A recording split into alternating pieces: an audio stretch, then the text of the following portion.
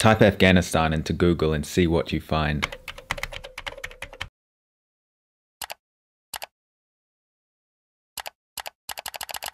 Bombings. An explosion ripped through a wedding in Kabul, Afghanistan, killing dozens of people. War.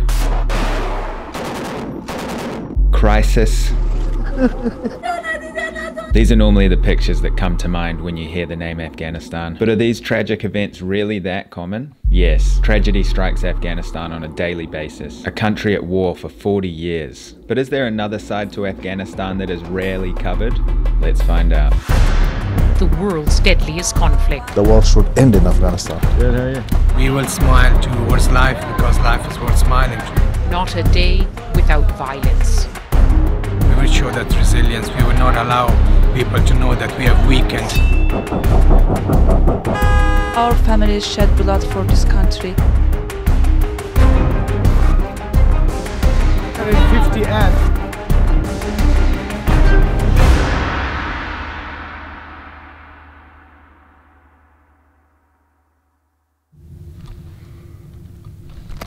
That is not Afghanistan, that is Dubai. In an airport hotel right now, about to head to the terminal, get a flight to Kabul, Afghanistan, the capital. Gonna be exploring Kabul for a day and a bit, and then exploring different areas of Afghanistan, but I'll explain more when we get there. We're gonna be seeing some pretty heavy scenes, along with hopefully some good scenes. Let's get on that plane and fly to Kabul. I'm excited and, you know, equally nervous.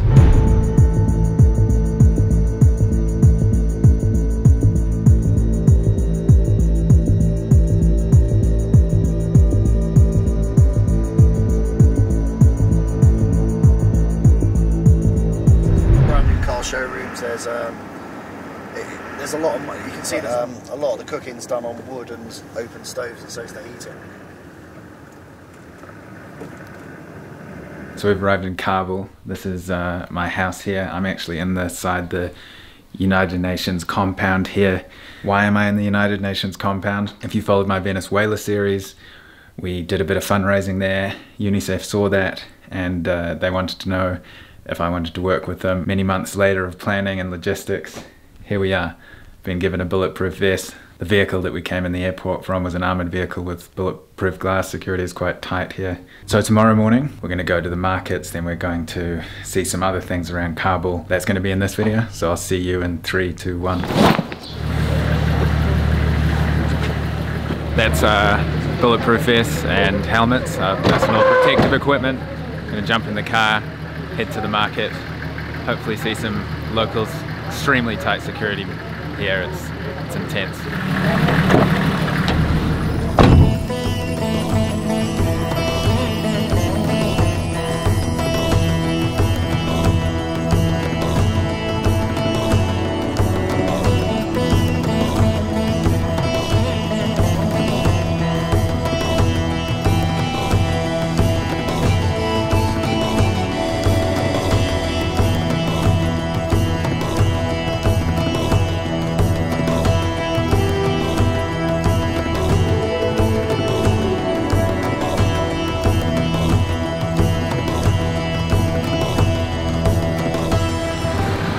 Alright, so we've come to the Bazaar. You can see some very interesting sights on the way here. Extremely heavy military presence is what I've seen, but we've come to try and meet some locals, and we've come to this meat shop here, so we're gonna go in and ask some questions. So this is Aryan, and he's gonna be kind of translating and showing me around while I'm here in Afghanistan.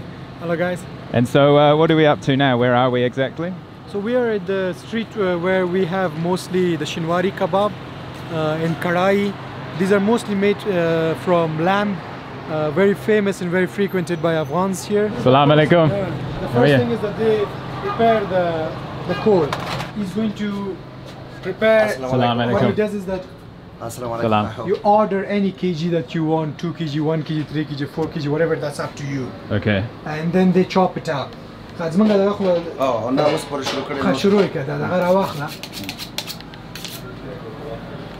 So my name is Mohammed Yusuf. Nice to meet you, Mohammed. Yeah, of course. Nick. Yeah. So it's we made a lot of things from meat. We have a knife and another kind of knife which is just only for cutting the bones, and this is only for simple meat, soft meat. Did you study? Where did you learn such good English?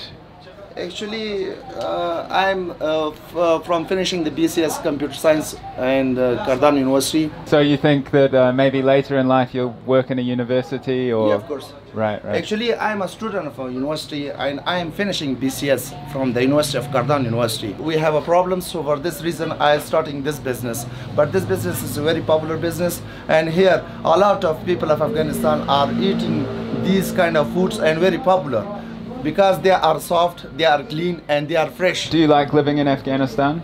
Yeah, of course, it's our own, what do you say, it's our own country, so we must be here. Because if you go other countries, so you just be treated as a refugee. Do you feel safe living here? Yeah, of course, but every country have a lot of dangers, but actually these countries are suffering almost 35 years fighting. Yeah, of course, it's very dangerous, but we will hope that it will be solved. And it will take almost maybe take a time, but we will hope that it will be solved in near 5 or 3 or 4 years. So things are improving, do you think?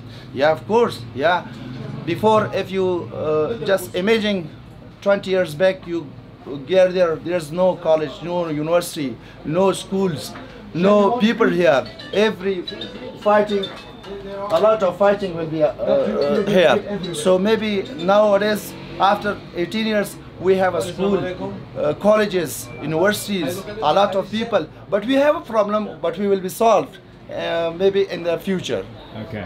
Well, I hope that's the case. Good luck, and thanks, Mohammed. Thank you. Thank you. Take care.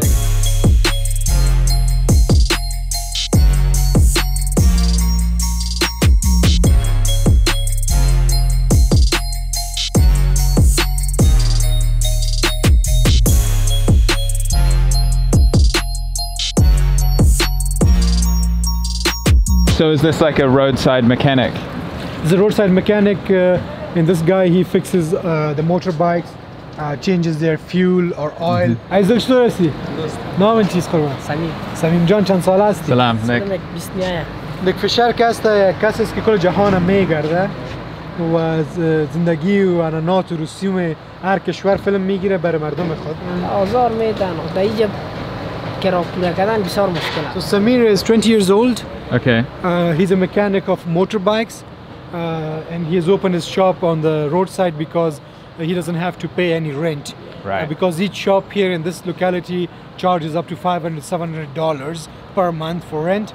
So the government doesn't care that he does this? At times they tease him, they bother him to pick up his things and leave, but most of the time he can work here, and he has to provide bread for 8 members family. 8 family members. 8 family members, and so on a good day he makes 500 out of one motorbike. When he looks at the engine, he changes fuel, he changes its motor oil, so he makes 500 AFs, which is about $10.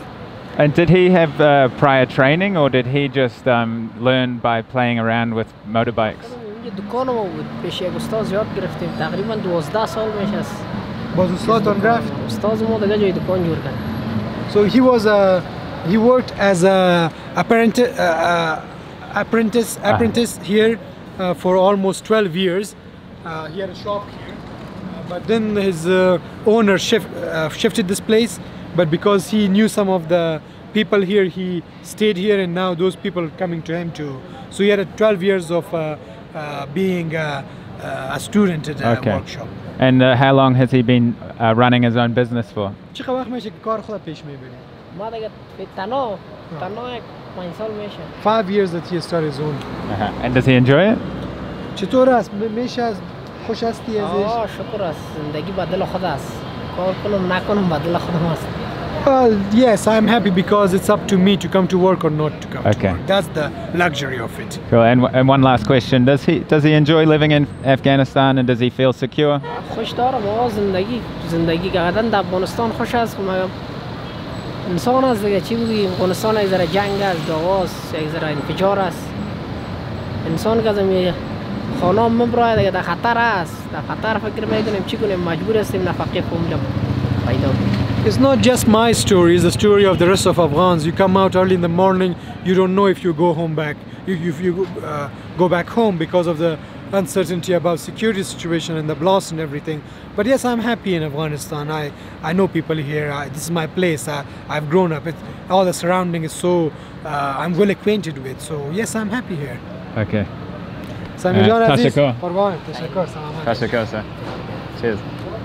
So this is a public park? This is a public park, the oldest park in Kabul. And has there been turbulent events here in the past, or this has been reasonably safe? So this is, no, inside this park we haven't had any security incidents. Here people play chess. We would go to the other side where people were playing cricket.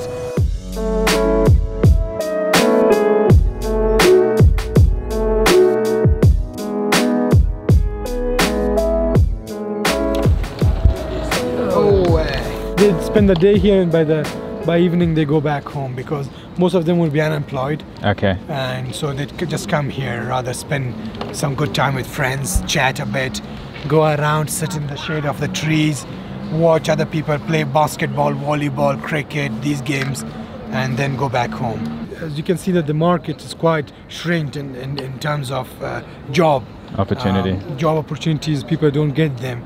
Most people, that guy that is now cooking there, he's a university graduate, but he has no other option but to come here and make barbecue. You speak English? Yeah, of course. Ah, sweet. Did you study? Yeah. What did you study? In Kabul. Kabul. It's here. Uh-huh. Yeah. And what's your profession? I'm commander. Commandeer. Yeah. He's working in the army, the police assistant. Yeah, army. He's Army. Okay. Tashiko. Yeah. So this gentleman that we're approaching, what's he selling? He's a roadside vendor. He sells pomegranates and also grapes. Okay. Salam alaikum. Salam alaikum. No, Said Mohammed. Said Mohammed is 57 years old. It's been 23 years that he's been on this spot, selling. Yeah. Has he seen a lot of different changes in Kabul in that time?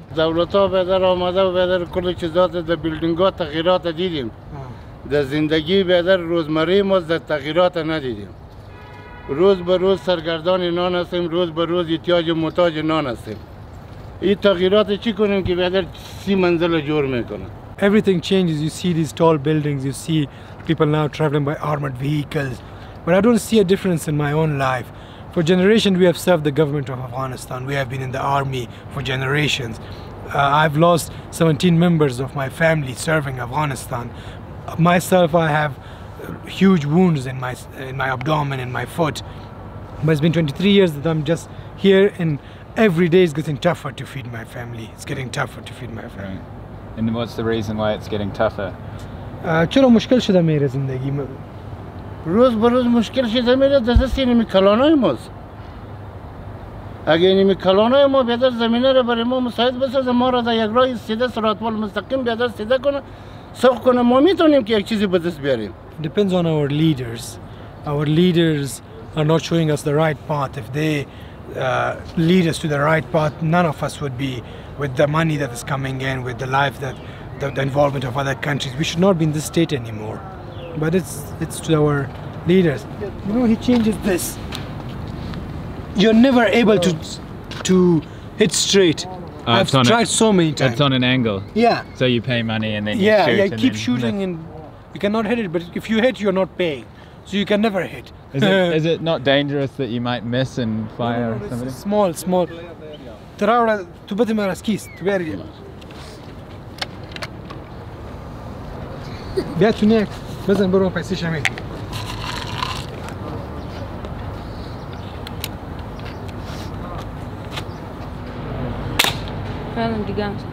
You just tried to give him a little bit of money and he just declined to help it. Him, yeah, he said, no, you have a guest. So the Afghan culture is really built on hospitality and welcoming foreigners and guests from other places, right? It's quite beautiful, isn't it? Yeah, that's the beauty of Afghanistan. They're friendly. They want to know you. I mean, I've only been walking around the streets for a little while, and I've noticed how hospitable the people are. It's amazing. You go to Bazaar, you'll be amazed. People are just going out of their way to accommodate you. And that's tomorrow. We're heading to Bazaar, so we'll see. We will have a good time. Cool. Nice singing.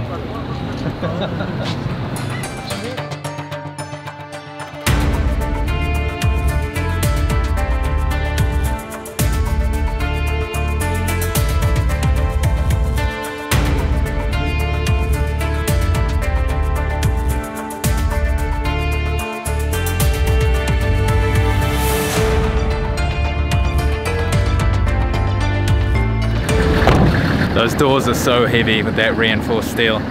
So we just got a report about 20 k's away from here there was a IED bomb that blew up a police truck, so it is very real, the danger here. We've just come to a hospital here. We're going to see what they do with malnutrition and get a feel for the scene here. So this hospital is actually called Indra Gandhi Hospital. It was founded by India. India and Afghanistan have reasonably strong ties. So we're going to go for a bit of a walk, explore, and hopefully meet some people, learn a bit more about malnutrition and the situation here in Afghanistan.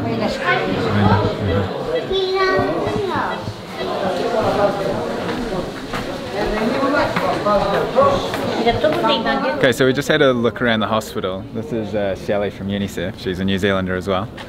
And can you just explain a bit about malnutrition in Afghanistan? Well, it's pretty dire for so many kids here. 1 in 18 children die before their first birthday. And it's so hard to see. We saw a mum today with twins and they were so frail. But UNICEF were able to supply therapeutic milk.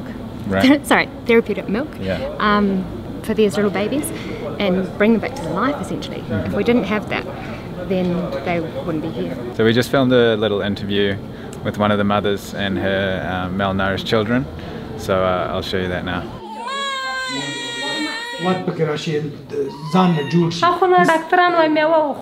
I've been in constant turmoil mentally and physically because I don't know what's wrong with my children. Is it my milk that I'm giving them? Is there something wrong with that? My husband is a truck driver. He transports cattle here and there. He doesn't know. I don't know. And that has put me in a very difficult state because I look at these children and my heart melts. But there's nothing I can do. I felt very weak. I felt like a shudder in my body. I felt like I've been shaking, and I haven't felt good myself since 7 months. There are 60 people in her house, and the doctors have told her to eat meat and to have fruit and other things, but I don't think that I would be able to do that because it's a huge house. I cannot be treated differently than the rest of the female there, the rest of the mothers there.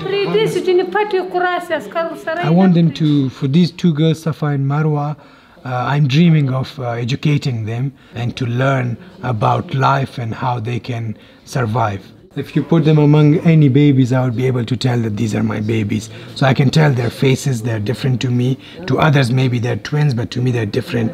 But my love for them is equal.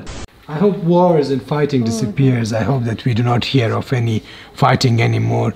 What I would be proud of is happy Afghans. That would be the day that I'll be very proud to see everyone happy.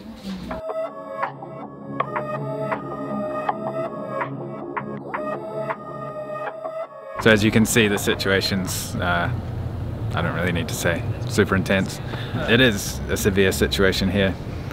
I am trying to show the good and the bad, but it's important to see this, and I'm going to be leaving a link below if you want to donate. Money goes to help mothers like this all over the country, so feel free to check that out.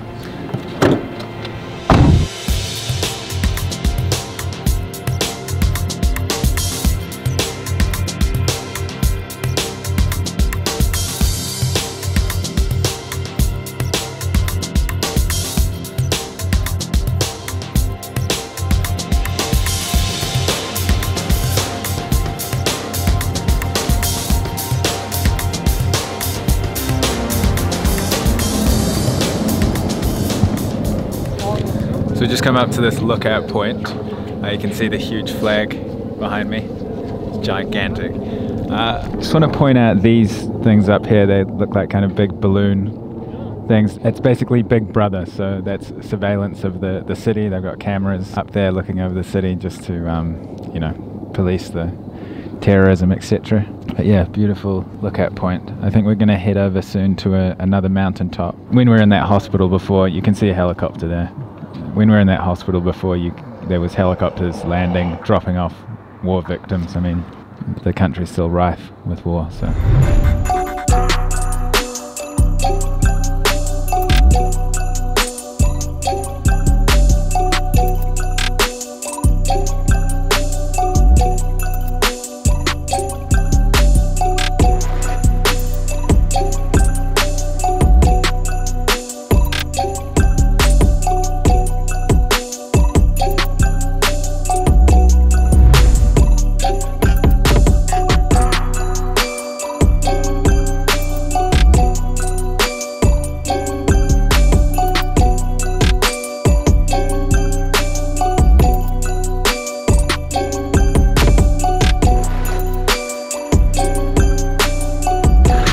we just arrived at this kind of abandoned plot here, and there's some kids playing cricket, so we might go and chat to them. It's a really interesting looking building over here. Cricket is huge in Afghanistan. It's like the main sport, and they're really good at it. Assalamu alaikum. How are you? Thank you. I'm Nick. Nice to meet you. You guys playing cricket well? Yeah. Are you working or studying or? درس و کار کې څه کوي؟ کار کوم وظیفه لرم. شمشاد تلویزیون کې هم دوبلوریم. Dubbing artist. He's working in Shamshad Television. He's working in the dubbing department where they dub serials and soap operas. How do you feel living in Afghanistan? افغانستان کې ژوند څنګه احساس لري؟ افغانستان کې ژوند کول ولا ژوند کول افغانستان کې نو تقریبا 80% ژوند په خاطر کې د 60% امید شته او 80% ناممکنه دی، مشکل دی. خو بیا هم خلک مجبور دي ژوند کوي پکې، او خصوصا کرکټ او ورزش زمینه ډیره کم مساعده ده زموږ لپاره، نو بیا هم بندگی کوشش کوو. It's very difficult. It's like 80% it's death lingering over your head always. It's 20% hope, 20% happiness, 20% cricket and football and other things that we get into. And even we don't have ground, so we normally would come here, play, and then the army would ask us to leave. So it's always that. But we are living. This is our country. We have to live here, no matter what the circumstances. Sorry to interrupt your cricket. Have a good day. See you later.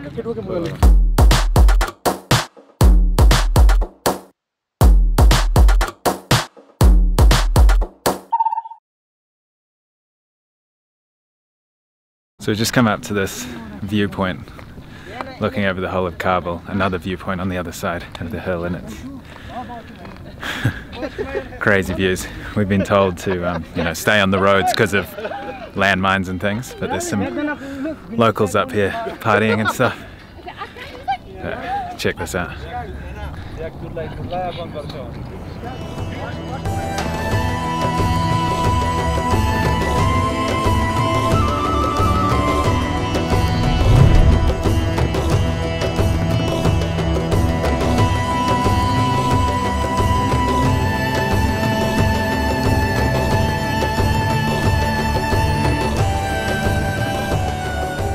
So I'm back at the UN compound. Incredible first full day in Afghanistan. Overwhelming, a bit in the hospital to see the kids in such a state. Some were 7 months old and their legs were very skinny, so lots of help needed in this country. I'll mention again, if you want to chip in $1 or $2 or whatever you want, I'll leave the link down below to the UNICEF page. I'm not getting paid at all by UNICEF for this trip.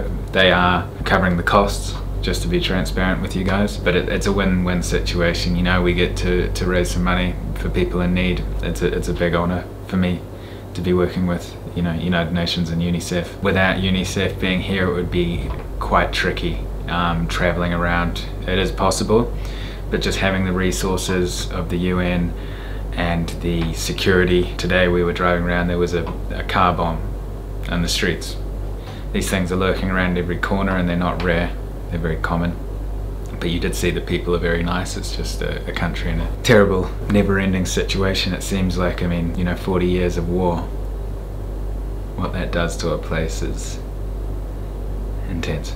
In the next video, getting up super early, heading to the airport. We're getting a flight to the north of Afghanistan to see some more areas. I haven't got my passport back yet. They took it at the airport, and we haven't been given our passports back, so hopefully in the next video we can get our passports back, because being in Afghanistan without a passport's not the best feeling in the world. Anyway, in case I don't see you, good afternoon, good evening, and good night. See you in the next video.